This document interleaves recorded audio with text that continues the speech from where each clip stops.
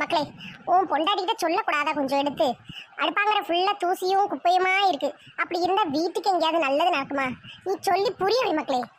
அதானே பார்த்தேன், எப்படா மாமன் வருவான், எப்படா ஸ்க்ரூ கொடுக்கலான்னு வெயிட் பண்ணிட்டே இருந்தது போல இந்த கிழவி. எப்பா பார் குறை சொல்றதே வேலையா வச்சிருக்கு. ஏம்மா நீ சொல்லியே கேட்கலன்னா நான் சொன்னா மட்டும் எப்படிம்மா கேட்க போறாவ? வந்து சேர்ந்துருக்க பாரு எனக்குன்னு 4 போடு போட வேண்டியதானே உன் பொண்டாட்டிய.